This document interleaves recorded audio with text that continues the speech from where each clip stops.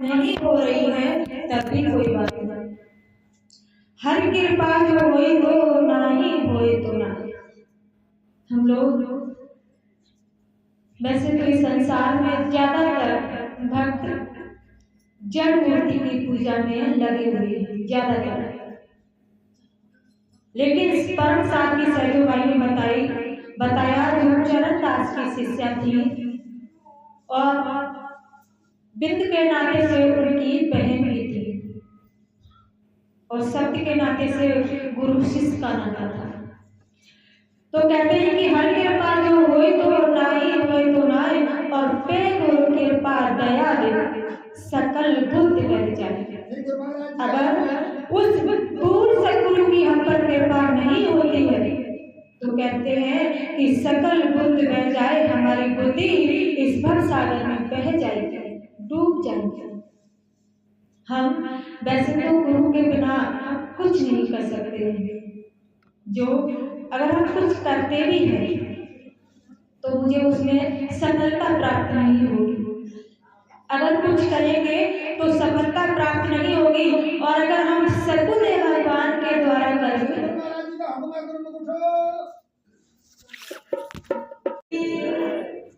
अब क्या करें, बीच बीच में जनरेटर बंद हो जाता है, कभी बिजली आ जाती कभी चली जाती है। और जनरेटर चलाने वाले इतने फुर्तीले हैं जो आराम से जाते हैं। अभी मैं देख आराम से सर्दी है ना, तो पॉकेट में हाथों को डाल लिया और ये देख रहे कोई दूसरा आए इंतजार में, पहले कर दो जल्दी कर दो तो क्या हो जाए, खूब आराम से जा रहे तुम तेज कर दो तो क्या हो जाएगा, तो जो जाते हैं पूरी चालू कर दो। अगर बिजली जाए तो तुरंत एक मतलब जिसकी ड्यूटी है वो तुरंत पहुंच जाया करे। ये मतलब कि वो जाए तब जाए, मतलब अपनी जिम्मेदारी समझकर हम उस कार्य को करें, और जिस कार्य को जिम्मेदारी समझकर करेंगे तभी वो काम अच्छे से हो पाएगा। और जिम्मेदारी से नहीं करेंगे तो मेरे भगत बंधु ये देखते रहेंगे वो करे तो फिर तो कोई पे हो जाएगा। चलो कोई बात नहीं। तो कहते हैं कि अगर सद्गुरुदेव भगवान की हम पर कृपा नहीं होती है तो जीव इस भवसागर में आएगा, लेकिन कभी 84 लाख योनियों में जाएगा, कभी मनुष्य योनि में आएगा। जो जिसके लिए वो आया है मोक्ष मुक्ति प्राप्त करने के लिए, वो उसे प्राप्त नहीं हो पाएगा। मोक्ष मुक्ति प्राप्त हमको कब होगा, जब हम किसी पूर्ण सद्गुरु की शरण में पहुंच जाए। आज हम भक्तों पर गुरुदेव भगवान ने ऐसी कृपा की है, ऐसी असीम कृपा की है, जिसके लिए आज हम सब लोग यहाँ बैठे हुए। और अगर हम इतने पे ना समझ पाए कि गुरुदेव भगवान ने मुझ पर कैसे कृपा की है, तो मेरे भगत बंधु जैसे हम आए हैं वैसे ही इस दुनिया से चले जाएंगे। परम साध्वी सैजो भाई कहती हैं क्या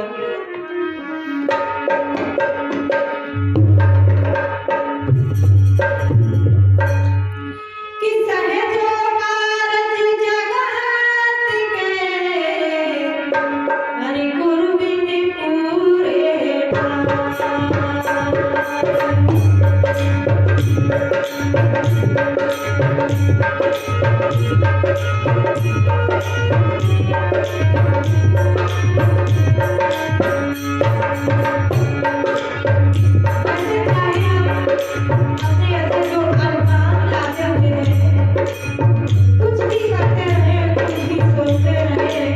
और ये भी बोलते रहे कि जो कार्य किया है वो मैंने किया है।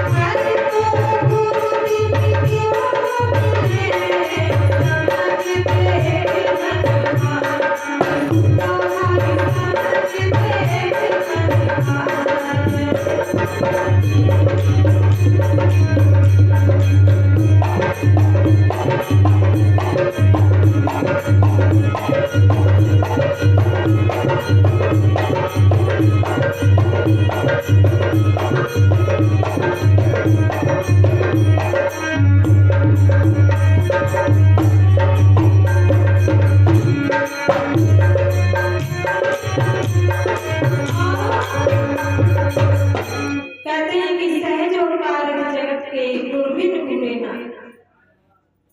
देखो, हम लोग सत्संग सुनने आते हैं तो इसका मतलब ये मत समझना सिर्फ हम सत्संग सुनने के लिए आते हैं।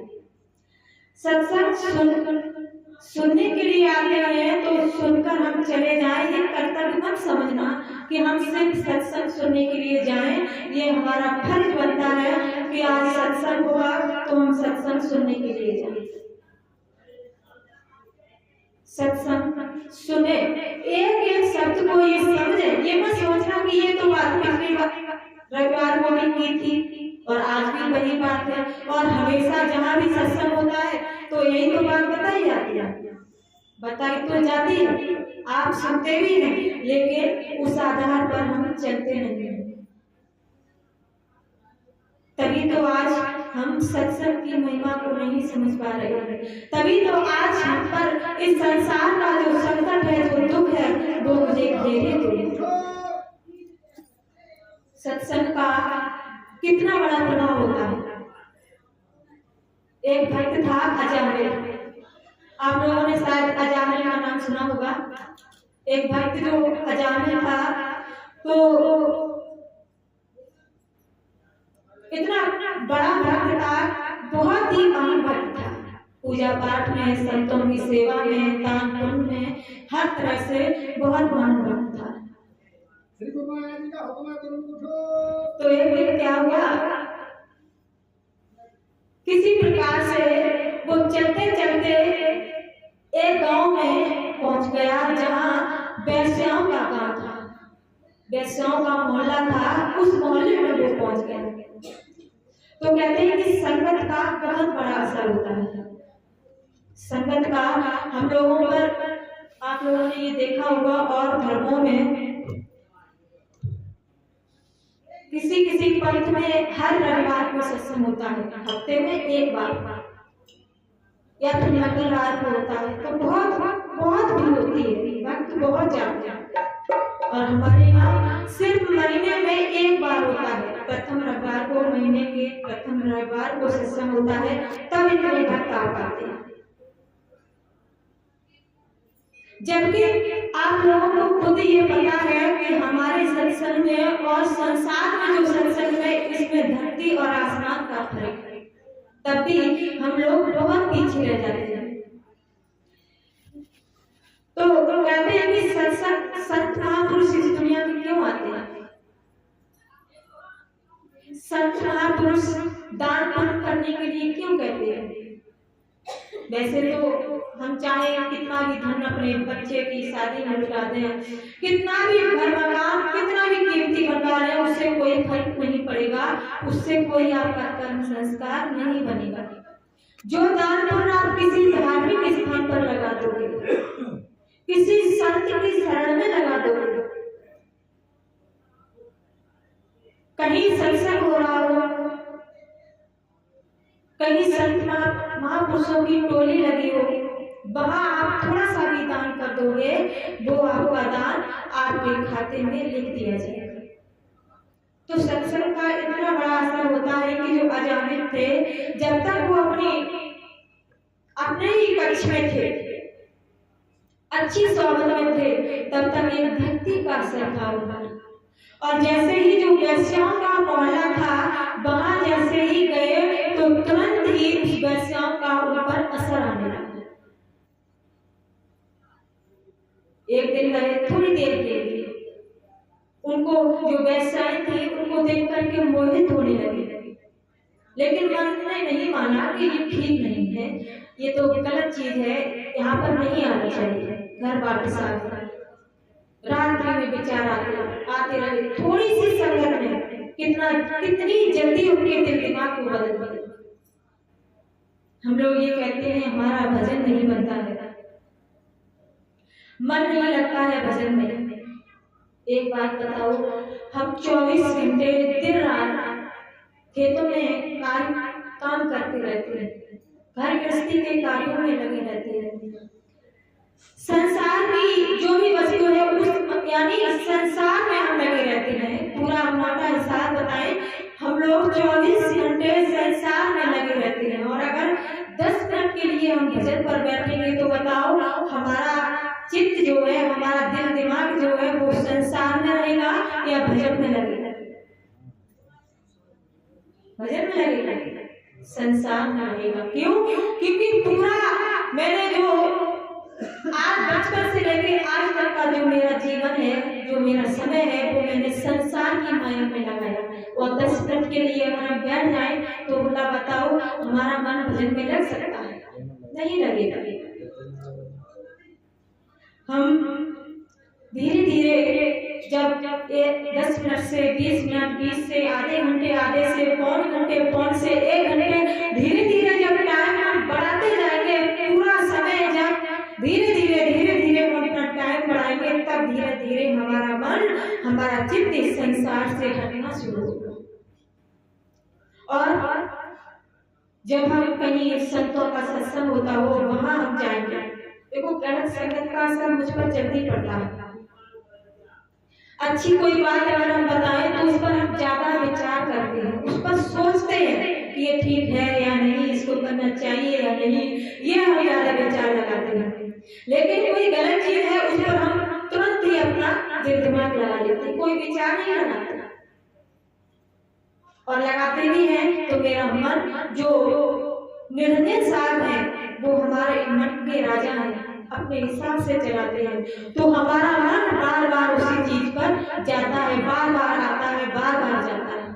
तो ऐसे ही पूरी रात की भर अजामिले सोचते रहे कि अच्छा तो लगा था लेकिन ठीक नहीं है जाना, गलत काम था, नहीं माने। बहुत मन को रोकते रहे, फिर बार बार नहीं जाने लगे। पत्नी ने मना किया, पत्नी के पास जैसे ही अपने घर आते, घर में मंदिर बना हुआ है, सदगति है, भक्ति का कुछ असर है। जैसे ही घर में आते हैं मन बदलने से लगता है, और जैसे ही घर से बाहर जाते हैं तो मन उधर ही जो वैष्णव का मोहल्ला है उधर ही जाने लगता है। पूरी तरह से बिगड़ गए, वैष्णव के मोहल्ले में जाने लगे। अब तो गांव वालों ने उनको वहां से अलग कर दिया कि ये अब अच्छे कर्मों से दुष्कर्मों की तरफ बढ़ गया है, इसलिए इसका यहाँ ठिकाना ठीक नहीं है। तो उन्होंने जो भी गांव से अलग डाल दिया, लोगों ने उनके घर में आना जाना बंद कर दिया, खाना पीना देना बंद कर दिया। तो अब तो कब तक खाते रहेंगे? धीरे धीरे सब जो राशन पानी था वो खत्म हो गया। अजामिल अब सोचने लगे कि अब जो बीवी बच्चे हैं उनका पेट भरना ही है, कैसे बने? तो चोरी करने लगे। भक्ति से थोड़े से समय में अजामिल के जीवन को कैसे बदल दिया। संगत का ही असर होता है। इसलिए कहते हैं कि अगर सत्संग चाहे थोड़े समय के लिए हो और सत्संग में हम आए तो ये पूरा समय हम सत्संग में निकालें, और सत्संग अगर कहीं पर भी होता हो तो मुझको थोड़ा समय निकाल करके वहां जरूर जाना चाहिए। क्यों? क्योंकि पूरा जीवन, पूरा समय हम अपनी घर गृहस्थी में निकाल रहे हैं। जो समय मुझे थोड़ा सा सद्गुरु भगवान ने दिया है वो थोड़ा सा समय हम सत्संग में निकालते हैं। तो अजामिल चोरी करने लगे, डकैती करने लगे। अगर कोई नहीं भी किसी प्रकार से कुछ नहीं मिलता है तो चक्कू की नोक पर लोगों को डरा डरा करके चोरी, माल जेवर को लूटना, चोरी डकैती ये कर करके अपने बीवी बच्चों का पेट पाल रहे। अजामिल के जब 10 पुत्र थे, तो वैसे तो ब्राह्मण थे, लोग देते थे लेकिन अब देना बंद कर दिया। हुआ क्या?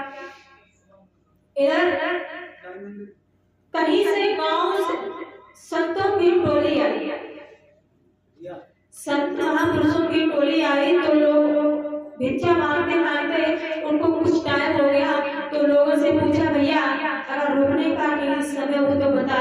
मैं रुकने के लिए आया हूँ।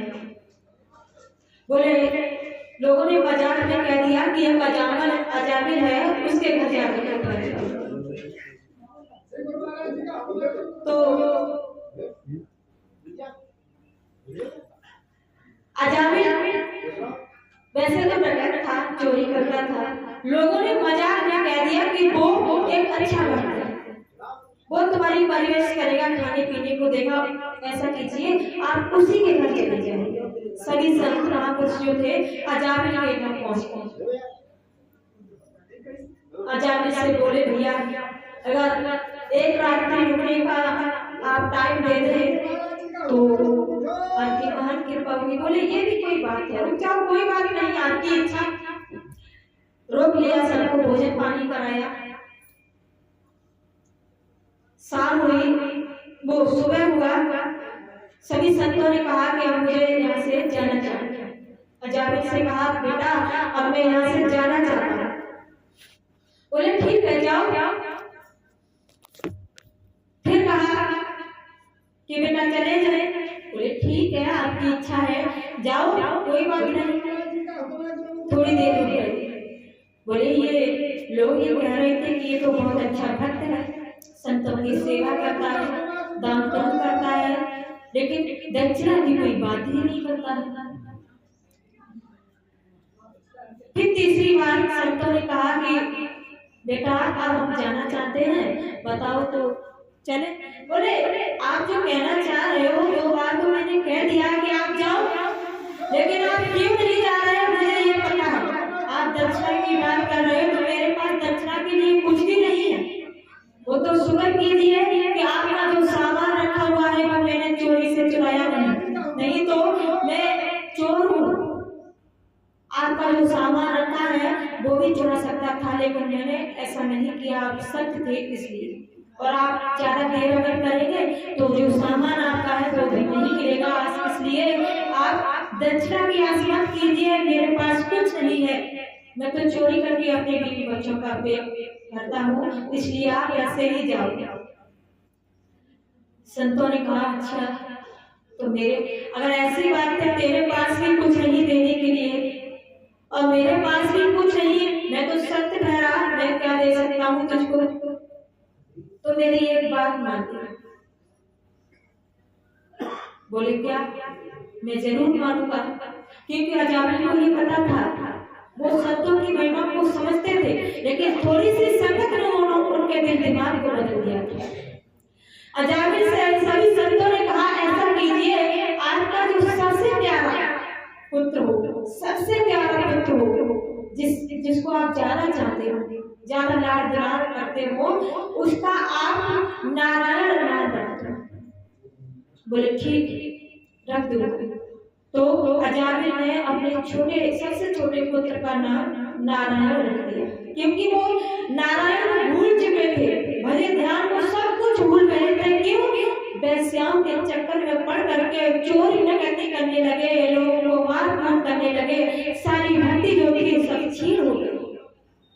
और संतों के दर्शन करने से पुण्य से कुछ थोड़ी सी भक्ति जागृत हो गई, इसलिए उन्होंने अपने पुत्र का नाम नारायण रख लिया। सभी संत महापुरुष चले गए, अजामिल घर में रहने लगा। लेकिन कौन उन्हें प्रभु से कहते, देखो जितना हम संतों की संगत में जाएंगे, बार बार किसी चीज को देखेंगे, बार बार किसी चीज का प्रयोग करेंगे, तो मुझे उस पर कुछ लगन लगेगी, कुछ मेरी इच्छा बढ़ेगी। जैसे आप सत्संग सुनने के लिए आ रहे हैं, तो मान लीजिए आप 4-5 साल तक सत्संग सुनने मत आओ, तो आपके गांव में जो हो रहा है अत्याचार, ये जो भी संसार की माया है, उसका पूरा असर मुझ पर हो जाएगा, पूरा असर।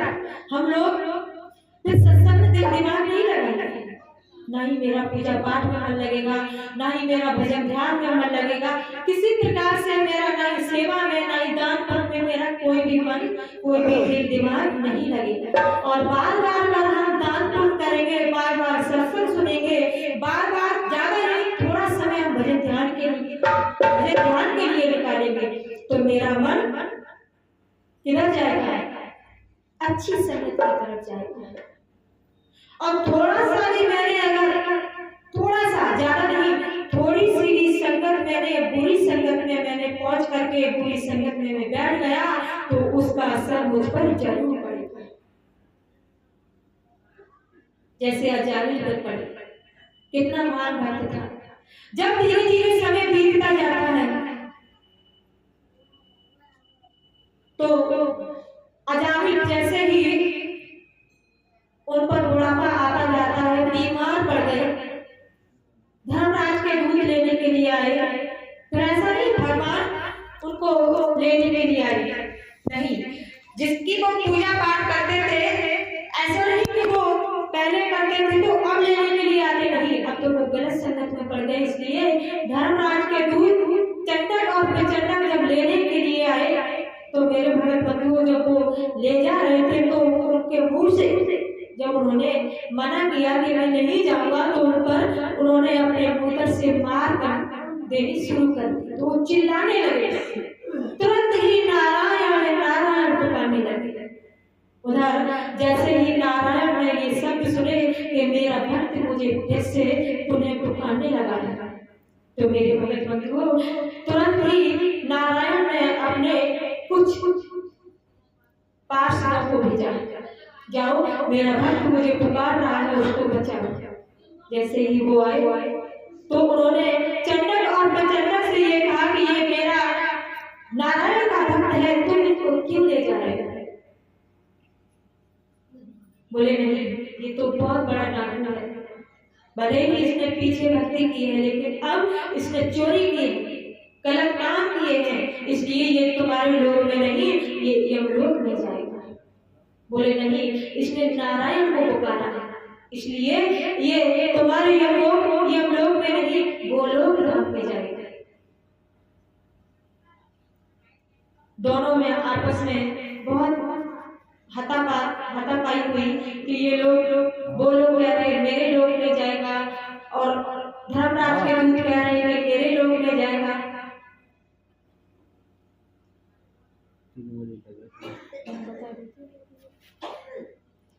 तो इधर क्या हुआ, नारायण आए, नारायण ने कहा कि इसने दो शब्द मेरे लिए पुकारे, दो ही शब्द पुकारे मेरे लिए, दो शब्द में जितने इसके पाप थे वो सब पाप कर गए, इसलिए ये मेरे लोक में जाएगा, अब तुम्हारे लोक में नहीं जाएगा। धर्मराज के दूत चंडक और प्रचंडक उसको छोड़ करके चले गए। क्यों? दो शब्दों में नारायण ने बोल दिया कि ये मेरे लोक में, दो शब्दों से उनके सारे पाप कर गए, क्योंकि इन्होंने भाव और विश्वास के साथ पुकारा। दूतों ने तो ये कहा था कि इसने तो अपने पुत्र का नाम पुकारा था, बोले नहीं, भले ही पुत्र का नाम पुकारा लेकिन नारायण शब्द पुकारा। तो मेरे भगत बंधु जब वो चले जाते हैं तो अजामिल की आयु 100 वर्ष की थी। 82 वर्ष में धर्मराज के दूत उनको ले जा रहे थे, तो बाकी जो उम्र थी वो उम्र स्वस्थ बीमार थे, स्वस्थ के रूप में प्रदान करके अच्छे से उनका जो शरीर था, जो बीमार था, उनको फिर से पुनः सही रूप में प्रदान करके फिर से वो अपना जीवन अब अजामिल उसी रूप में आ गए जिस रूप में वो पहले भक्ति करते थे। पहले घर घर जाकर के संत का प्रचार करते थे, संतों की सेवा करते थे, दान पुण्य करते थे, फिर से अजामिल दान पुण्य करने लगे, संतों की सेवा करने लगे। तो मेरे बंधुओं उसके बाद जब अंत समय आया तब वो गोलोक धाम में भगवान विष्णु के दिव्य विमान में बैठ करके गोलोक धाम में गए। इसलिए कहते हैं कि अगर हम जैसी संगत में बैठेंगे, जैसी संगत में जाएंगे, वैसा ही मुझ पर असर पड़ेगा। इस पर हम अच्छी संगत में ज्यादा से ज्यादा, कहते हैं कि 1000 काम किसी के लिए हम अच्छा करते हैं और एक छोटा सा कोई किसी भी प्रकार की उससे छोटी सी गलती हो जाए तो हम लोग उसकी जो मेरे लिए 1000 काम उसने अच्छे किए वो सब भूल जाएंगे, उसकी छोटी सी गलती को पकड़ करके उसे हम दंडित कर देते हैं। तो ऐसा ही होता है कि हम चाहे हमेशा ही अच्छी संगत करते रहे, और अगर मैंने थोड़ी सी भी गलत संगत को मैंने अपना लिया तो उसका प्रभाव मुझ पर जरूर पड़ता है। इसलिए जहां तक हो गलत संगत को छोड़ करके अच्छी संगत में जाए, अच्छी संगत में हम बैठे। जब भी सत्संग होता हो, जहां भी होता हो, थोड़ा समय निकाल करके हमको जरूर जाना चाहिए। और ये तो आपको तकते रहना चाहिए कि कब प्रथम संडे आएगा महीने का, कब प्रथम रविवार आएगा, तब हम वहां सत्संग सुनने के लिए जाए। ये मुझे समय निकाल करके वहां जाना चाहिए। और जो समय मैंने आज के लिए निकाला है वो बस आज के लिए निकाले, बाकी फिर चाहे आप कुछ भी करते रहे, कुछ भी मतलब घर गृहस्थी के कार्यों को करते रहे, जहाँ भी सत्संग हो। और फिर ये मौका हमको बार बार नहीं मिलेगा। कोई नहीं पता कि आज हम लोग यहाँ हैं, कल नहीं भी हो सकते। कोई नहीं पता कि आप लोग आज यहाँ हैं, कल नहीं भी हो सकते। इसलिए जो समय आज के लिए मुझे मिला है वो हम चैतन्यता में जिए, चैतन्यता में जी करके संतों की सेवा करें। जो भी एक एक पल को, एक एक क्षण को अंतिम समझ करके अच्छे कार्यों में हम जुट जाएंगे। संतों ने बताया है क्या कि सहज गुरुदीपक दियो, हरि रोम रोम जिया।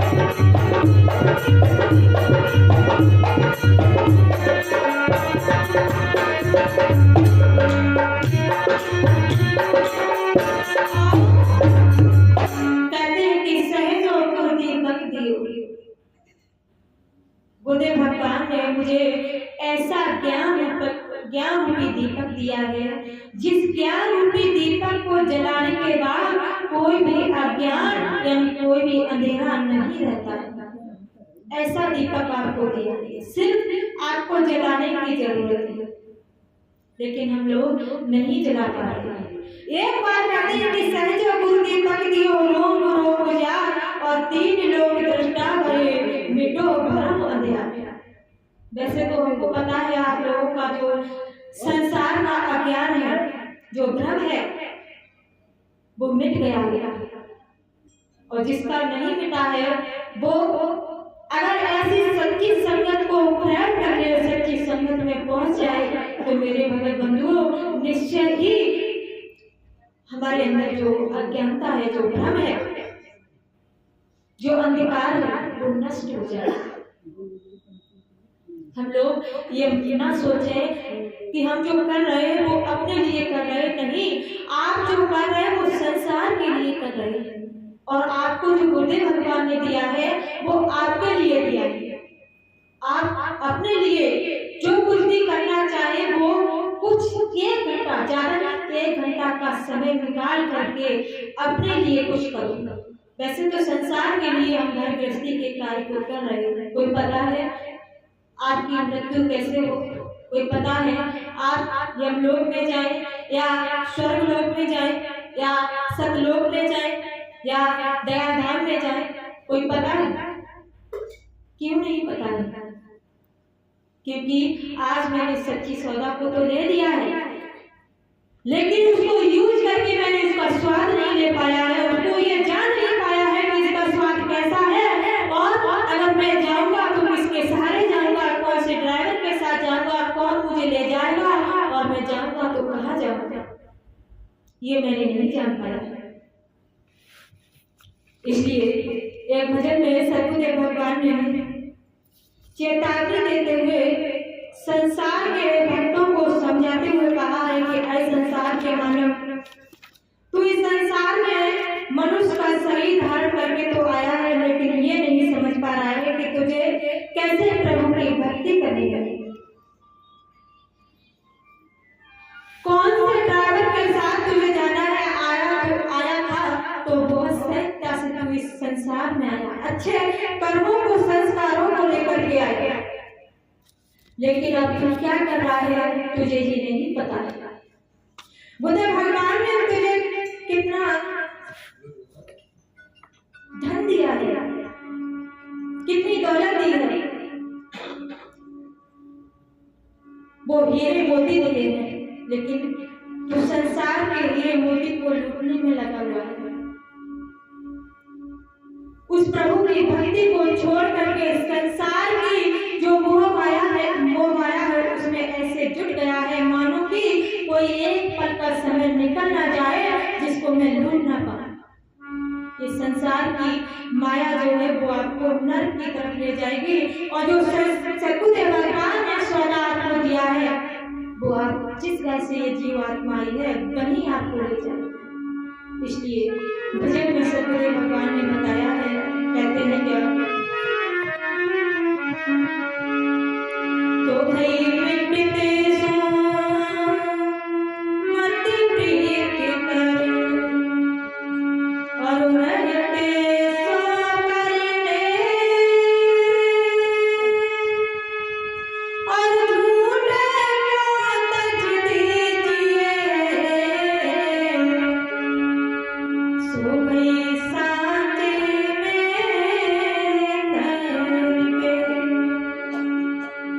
इस संसार में जो विनाश को प्राप्त होने वाला है उससे प्रेम मत कर, जो अविनाशी है, चेतन आत्मा है, उससे प्रेम कर, इसी में तेरा कल्याण है।